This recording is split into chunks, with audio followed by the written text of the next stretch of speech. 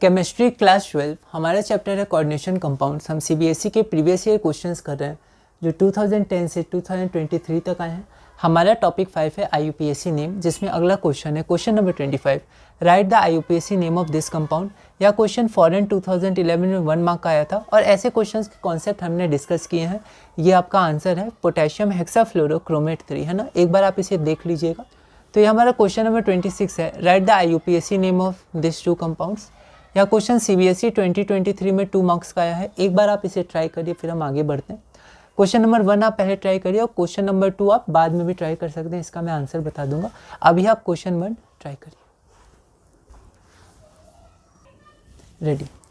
तो यहाँ पर आईयूपीएसी नेम ऑफ हमें ये लिखना है, ठीक है। तो यहाँ हम डायरेक्ट लिख रहे हैं, ठीक है।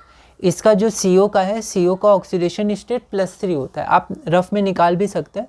EN का 0 होता है, न्यूट्रल होता है। H2O का 0, साइनाइड का -1। तो x - 1 = +2 सो x = +3। आप रफ में निकाल लीजिएगा। तो यहाँ अब हम लोग डायरेक्ट लिख सकते हैं, ठीक है, क्योंकि ऑक्सीडेशन नंबर निकालने का अब ज़रूरत नहीं है, क्योंकि पूछा नहीं है। जो हमारा यूज़ होता है तो हम लोग रफ में निकाल के आगे बढ़ सकते हैं, ठीक है।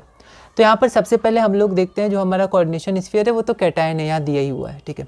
तो सबसे पहले लिगेंड्स लिखेंगे। तो यहाँ लिगेंड हमारे पास एक एक्वा है, एक साइनो है और EN होता है इथाइलिन डायमीन, है ना। इसको आप ध्यान रखिएगा। तो इथाइलिन डायमीन का E, एक्वा का A, साइनो का C। अब ये निगेटिव है तो लास्ट में O आएगा।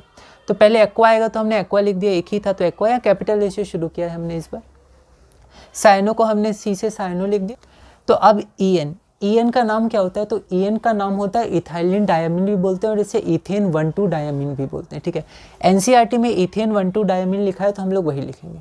अब ध्यान दीजिए, EN का नाम होता है इथेन 1,2 डायमीन। इसमें पहले से ही डाई है और ये खुद 2 बार है, तो 2 बार को हम लोग डाई लिखते थे, पर इसके नाम में ही डाई है तो यहाँ डाई नहीं लिखेंगे, तो बिस हम लोग लिखेंगे, ठीक है। आप NCERT में पढ़िएगा तो उसमें लिखा हुआ है।